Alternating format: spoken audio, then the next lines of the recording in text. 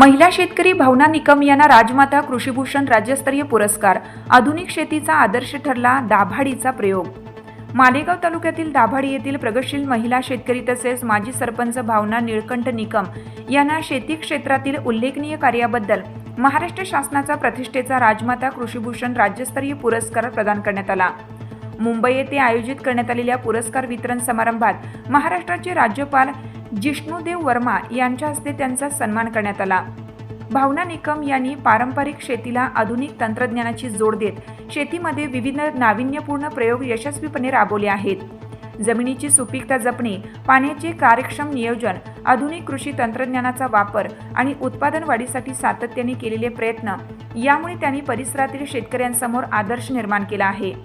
त्यांच्या या उल्लेखनीय कार्याची दखल घेत महाराष्ट्र शासनाने त्यांना या मानाच्या पुरस्काराने गौरवले। पुरस्कार स्वीकारल्यानंतर भावना निकम यांनी आपल्या यशामागील प्रेरणादायी प्रवास उलगडला। शेतीसोबत जोडधंदा म्हणून आम्ही कुक्कुटपालन व्यवसाय सुरू केला। पारंपरिक शेतीतून आधुनिक शेतीकडे वाटचाल करताना अनेक अडचणी आल्या, मात्र त्या प्रत्येक टप्प्यावर माझे पती निळकंठ निकम यांनी खंबीर साथ दिली। पंख तर होते, पण त्या पंखांमध्ये बळ भरण्याचे काम माझ्या पतीने केले, अशा भावनिक शब्दात त्यांनी आपल्या भावना व्यक्त केल्या। यावेळी त्यांनी राज्यातील महिलांना शेतीकडे वळण्याचं आवाहन करत आधुनिक तंत्रज्ञानाचा स्वीकार करून शेतीला फायदेशीर व्यवसाय बनवण्याचे आवाहन केलं। भावना निकम यांनी केवळ शेती क्षेत्रातच नव्हे तर सामाजिक आणि ग्राम विकासाच्या क्षेत्रातही उल्लेखनीय कार्य केलं। दाभाडी ग्रामपंचायतीच्या सरपंचपदाच्या कार्यकाळात त्यांनी गावाच्या विकासासाठी विविध उपक्रम राबवले। त्यांच्या नेतृत्वाखाली संपूर्ण गावात सीसीटीव्ही यंत्रणा उभारण्यात आली, तसेच अनेक विकास कामे पूर्ण करून दाभाडी गावाच्या सर्वांगीण प्रगतीला चालना दिली। त्यावेळी त्यांचे पती निळकंठ निकम यांनीही भावना निकम यांच्या कार्याचे कौतुक करत त्यांच्या यशाचा अभिमान व्यक्त केला। समाजकार्यात सदैव अग्रेसर असलेले निळकंठ निकम हे शिवसेनेचे युवा नेते असून सर्वांच्या सुखदुःखात सहभागी होत असतात। तसेच राज्याचे मंत्री दादाजी भुसे यांच्या माध्यमातून परिसरात विविध विकास कामे राबवण्यात त्यांनी सक्रिय योगदान दिलं आहे। भावना निकम यांना मिळालेला राजमाता कृषीभूषण राज्यस्तरीय पुरस्कार हा केवळ त्यांच्या वैयक्तिक यशाचा सन्मान नसून महिला सक्षमीकरण, आधुनिक शेती आणि ग्रामीण विकासाच्या कार्यालाही मिळालेली मोठी पावती असल्याची भावना उपस्थितांनी व्यक्त केली। खरं तर मला आणि माझ्या कुटुंबियाला आणि कुटुंबियांसोबतच आमच्या पंचक्रोशीत प्रचंड आनंद झालेला आहे, कारण हा अतिशय मानाचा आणि प्रतिष्ठेचा पुरस्कार दाभाडी गावची सून म्हणून मला मिळाला आहे। त्याच्यामुळे आमच्या इथे पंचक्रोशीत सगळ्यांना अतिशय आनंद झालेला आहे। या यशामागचा आपल्या शेतीचा प्रवास कसा होता ताई, काय सांगा? शेतीचा प्रवास तसा खडतर होता, पण मग शेती म्हटलं म्हणजे त्यांना आव्हानं आलेच आणि कष्ट पण आलेच। पण मग कष्टांना सामोरं गेल्यानंतर, संघर्षाला सामोरं गेल्यानंतर ते म्हणतात ना की टाकीचे घाव सोसल्याशिवाय दगडालाही देव पण येत नाही, त्या पद्धतीने जर खडतर प्रवास ओलांडल्यानंतर आज जो एवढा प्रतिष्ठा मिळाली, हा मान सन्मान मिळाला, तर त्याच्या पुढे ते काहीच नव्हते असं आज वाटतंय। प्रवास खडतरच होता, कारण शेती म्हटलं म्हणजे दर दिवशी वेगवेगळ्या आव्हानांना सामोरं जायचंय। पण मग ते सगळे आव्हानांना सामोरं जाऊन आज तर छान वाटतंय आम्हाला। आपल्या शेतीमध्ये आपण कोणते वेगळे प्रयोग किंवा आधुनिक तंत्रज्ञान वापरले, काय सांगा? सुरुवातीला तर शेती जेव्हा चालू केली मी, माझ्या सासूबाई शेती करत होत्या, पारंपरिक पद्धतीने त्या शेती करत होत्या। पण मग पारंपरिकतेला कुठेतरी फाटा देऊन आधुनिकतेकडे वळण्याचा निर्णय घेतला, कारण मनुष्यबळाचा प्रॉब्लेम खूपच येत होता आमच्याकडे। त्याच्यामुळे मग सर्वात आधी आम्ही पॉलीहाऊस केलं। पॉलीहाऊसमध्ये लाल पिवळ्या कलरची सिमला मिरची घेतली आणि सिमला मिरची नंतर मग सेडनेट केलं, त्याच्यामध्ये हिरवी सिमला मिरची घेतली, द्राक्ष बाग केला, शेतीला जोडधंदा म्हणून कुक्कुटपालन देखील केलं। दुग्ध व्यवसाय होता, घरच्या गायी ज्या गावरान पद्धतीच्या गायी आहेत त्या गायी, ह्या सगळ्या गोष्टी करत करत म्हणजे सगळं ऑटोमायझेशनने शेती केली, ज्यात मनुष्यबळ कमी लागलं। आणि मग आपण काहीतरी वेगळं करतोय म्हणून दखल घेतली गेली। म्हणजे आमच्या इथल्या ज्या सामाजिक काही संस्था आहेत त्यांनी सर्वप्रथम माझी दखल घेतली की एक महिला असून असं काही नाही की महिला आहे आणि मग ती काही करू शकत नाही, कारण आता महिला चंद्रावर पोहोचल्यात। फक्त एकच आहे की शेतीकडे बघण्याचा दृष्टिकोन सगळ्यांचा वेगळा आहे, की एक शेतकरी म्हणजे एकदम असा गबाळा अवतार आणि साध्या पद्धतीचा शेतकरी असं आपल्याकडे म्हटलं जातं। पण मग जर आता बघितलं तर सगळे आधुनिक तंत्रज्ञान वापरून स्मार्ट शेती पण होऊ शकते, आणि स्मार्ट शेती केल्यामुळेच या सगळ्या गोष्टी मला शक्य झाल्या आणि मी सगळं करू शकले। या यशामध्ये आपल्या कुटुंबाचा आणि सहकाऱ्यांचा किती मोठा वाटा आहे, काय सांगा? याच्यामध्ये सिंहाचा वाटा जर असेल तर माझ्या मिस्टरांचा आहे. कारण त्यांनी मला एक बायको म्हणून जर फक्त चूल आणि मूल तू एवढंच करू शकते यात जर मला ठेवलं असतं तर कदाचित मी हे करू शकले नसते. पंख तर होते पण पंखांमध्ये बळ भरण्याचं काम त्यांनी केलं की तू हे सगळं करू शकते आणि तुला करावं लागेल, तू करशील का हा प्रश्न मला त्यांनी कधीच विचारला नाही. त्यासोबतच माझ्या सासूबाई की ज्या नेहमी मला म्हणत गेल्या की तू कर, तू बाहेर पड, तू घरात थांबू नकोस. आणि सिंहाचा वाटा माझ्या कुटुंबाचा आहे. माझे कुटुंब सोबतच आमचे सहकारी जेवढे आमच्या सोबत काम करतात, जे आमचे शुभचिंतक आहेत, तू लढ हे म्हणणारे सगळेजण होते. त्याच्यामुळे हे सगळं शक्य झालं. महिला शेतकरी म्हणून सुरुवातीच्या काळात कोणत्या अडचणींचा सामना करावा लागला? महिला शेतकरी म्हणजे महिलांना एक क्रायटेरिया ठरलेला असतो ग्रामीण भागामध्ये की त्या फक्त शेतीत काम करू शकतात. पण महत्वाची गोष्ट अशी की माल पिकवल्यानंतर मार्केटपर्यंत पोहोचवण्याचं काम महिला करू शकत नाहीत. आणि ते करत असताना मला अनेक आव्हानं आले की शेवटी आपण एक महिला म्हणून पुरुषांना फोन करताना या सगळ्या गोष्टी करताना थोडंसं लिमिटेशन येत होते.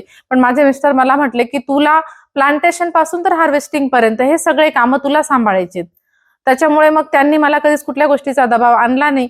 आणि हे करत असताना मग थोडीशी मार्केटिंगची थोडासा प्रॉब्लेम झाला की मार्केट करताना व्यापाऱ्यांपर्यंत पोहोचणं किंवा माल ट्रान्सपोर्ट करणं या गोष्टींना मला अडचणी आल्या. पण हळूहळू या सगळ्या गोष्टींना फाटा देत की जे स्वयंचलित अवजार असतील ते मी स्वतः चालवत गेले किंवा ट्रॅक्टर सारखं जे पुरुषी काम असेल ते मी चालवण्याचं आव्हान पेललं.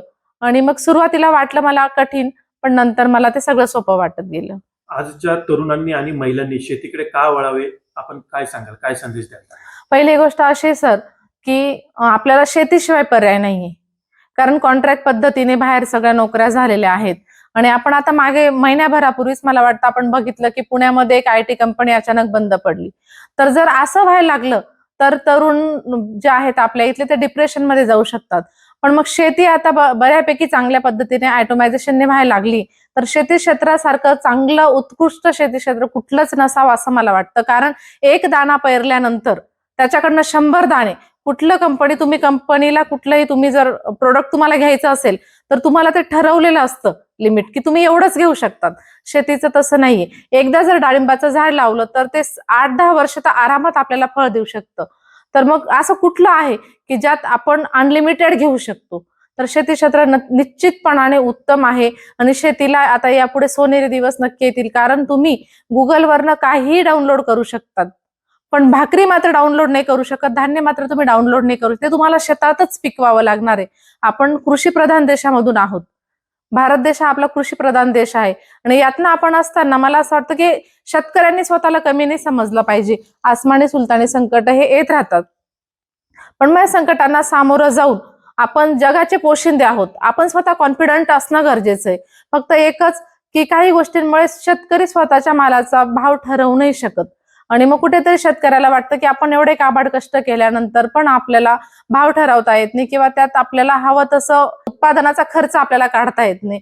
पण जर बाजारपेठेचा थोडासा अंदाज जर आपण घेत गेलात तर निश्चितपणाने ते सोपं होत जातं. पुढील काळात शेतीमध्ये कोणते नवीन प्रकल्प किंवा उपक्रम राबवण्याचा आपला विचार आहे? महाराष्ट्र सरकारने शेतकरी महिलांसाठी आर्थिक धोरण आता राबवण्याचं ठरवलेलं आहे. तर मला असं वाटतं की जर समजा जास्तीत जास्त महिलांच्या फार्मर प्रोड्युसर कंपन्या, महिला शेतकरी उत्पादक कंपन्या जर स्थापन झाल्या तर महिलांचं सबलीकरण होऊ शकतं, महिला एकत्र येऊ शकतात. आणि जास्तीत जास्त महिला एकत्र करणं हे माझं व्हिजन आहे आता. आणि जास्तीत जास्त महिलांनी शेतीकडे वळलं पाहिजे, जेणेकरून घरातली जर एक भक्कम स्त्री शेती सांभाळणार असेल तर पुरुषांना त्याच्यासोबत जोडधंदा शोधण्यासाठी पण वेळ मिळतो. आणि शेतीला जोडधंदा बाहेरून 2 पैसे कमवून आणण्यासाठी पुरुष मोकळे होऊ शकतात. म्हणून जास्तीत जास्त महिलांनी शेतीकडे वळावं. आज हा पुरस्कार मी घेतल्यानंतर मला असं वाटतं की माझ्यासारख्या अनेक भावना आता तयार व्हायला पाहिजेत. आणि माझं हेच विजन असणार आहे की जास्तीत जास्त राजमाता जिजाऊ पुरस्कारासाठी महिला तयार करायच्या आहेत. जास्तीत जास्त महिला शेतकरी स्टँड करायच्या आहेत. त्यांच्या अडीअडचणींवर मी मदत करण्यासाठी नेहमी तत्पर असणार आहे. शेती फायदेशीर करण्यासाठी शासनाने आणखी कोणत्या उपाययोजना कराव्या असं आपणास वाटतंय? तर शेती जर फायदेशीर करायची असेल सर तर बघा आपण भाव नाही ठरवू शकत. कारण मार्केटमध्ये जर आवक वाढली तर आपोआपच रेट कमी होतात. आणि मग तेव्हा शेतकऱ्याला वाटतं की 4 महिन्याची 6 महिन्याची आपली जी कष्ट आहेत हे आता कमी स्वरूपात आपल्याला उत्पादन मिळेल किंवा भाव आपल्याला कमी मिळणार आहे. तर तेव्हा मला असं वाटतं की शासनाने असे उपक्रम राबवले पाहिजे, जसं की समजा आमचा हा बेल्ट आहे, इथे कांदा जास्त प्रमाणात पिकतो, नागपूरकडे मोसंबी संत्रा जास्त प्रमाणात पिकतो, नाशिककडे तुम्ही बघाल तर द्राक्ष तर शासनाने फार्मर प्रोड्युसर कंपन्यांच्या माध्यमातून किंवा मग शेतकरी गटांच्या माध्यमातून जर प्रोसेसिंग युनिट जर शेतकऱ्यांना दिले आणि त्या माध्यमातून आपण प्रोसेसिंग करून ठेवू शकलो तर कदाचित शेतकरी या फायद्यात राहील असं मला वाटतं. तसेच आमच्या येथील कृषी विभागाचे कृषी अधिकारी भगवान गोरडे साहेब आणि कृषी विभागाची संपूर्ण टीम यांनी वेळोवेळी मला मदत केली आणि ज्यांनी म्हणजे कसं असतं माहिती का, आपलं काम किती जरी असलं तरी दिशा देणारे गुरु तितकेच महत्वाचे असतात. त्या पद्धतीने आमच्या कृषी विभागाच्या अख्ख्या टीमने मला वेळोवेळी मदत केली, सहकार्य केलं, त्यामुळे त्यांचे देखील मी मनापासून आभार मानू इच्छिते आणि महाराष्ट्र शासन कृषी विभागाचे देखील मी मनापासून आभारी आहे. ताई, आपण आपल्या गावात सरपंच देखील होता, अनेक विकास कामे आपल्या माध्यमातून गावात झाली आहेत, आपल्याला अनेक पुरस्कार त्यावेळी मिळाले आहेत, त्याबद्दल काय सांगाल? घरगाडा शेतीगाडा सांभाळता सांभाळता गावगाडा सांभाळण्याची संधी मला माझ्या गावाने दिली, तर मी ते आयुष्यभरासाठी गावाची ऋणी असणार आहे. पण मग त्या कार्यकाळात देखील मी चांगलंच काम करण्याचा प्रयत्न केलेला आहे. गावामध्ये अनेक विकास कामे केली आम्ही. त्यावेळेस बाजारपेठेमध्ये मोठा सेट तयार केला. परत गाव ज्या माझ्या कार्यकाळामध्ये मी संपूर्ण गाव सीसीटीव्हीच्या अंडर केलं होतं. अशी विविध कामं केल्यामुळे स्थानिक स्वराज्य संस्थांमध्ये मला आदर्श सरपंच पुरस्कार देखील त्या कार्यकाळामध्ये मला मिळाला होता. आणि मग मी माझं असं म्हणणं असेल की जेव्हा जेव्हा आपल्याला संधी मिळते त्या संधीचं आपण सोनं केलं पाहिजे. आणि आमच्याकडे असं म्हणतात की आपण जे करतो त्याचं 10 पट आपल्याला परत मिळत असतं. त्याच्यामुळे आपण चांगलं करण्याचा प्रयत्न करूया आणि त्याच याच्याने आपल्याला निश्चितपणाने चांगल्या पद्धतीने रिटर्न मिळत असतं. जाता जाता महाराष्ट्रातील शेतकरी महिलांना आपण काय संदेश द्याल? आपण जिजाऊ, सावित्री, अहिल्यादेवी, मा रमाई, भीमाई यांच्या लेकी आहोत आपण. तर मला असं वाटतं की महिलांनी स्वतःला अबला न समजता सबला समजलं पाहिजे, कारण जिच्या हाती पाळण्याची दोरी ती जगास उद्धारी. त्याच्यामुळे स्वतःला आपण असं नाही म्हटलं पाहिजे की मी हे करू शकत नाही, कारण मुलगी जन्माला येते तेव्हा तिला असं म्हटलं जातं की आपल्याला मुलगी आणि मुलगा वाढवताना असं म्हटलं जातं की तू मुलगी आहेस आणि तू मुलगा आहेस. त्याच्यामुळे ते जन्मजात असं बिंबवलं जातं की मी हे नाही करू शकत. पण महिला सगळं काही करू शकतात सर. त्याच्यामुळे महिलांनी प्रत्येक क्षेत्रात स्वतःचा ठसा उमटवलाय, त्याच पद्धतीने शेती क्षेत्रामध्ये हे ठसा उमटायला हवा असं मला वाटतं. भाऊ, नुकताच ताईंना जिजामाता कृषीभूषण पुरस्कार मिळाला आहे, काय पहिली प्रतिक्रिया होती, काय सांगाल? अतिशय छान आनंद वाटला.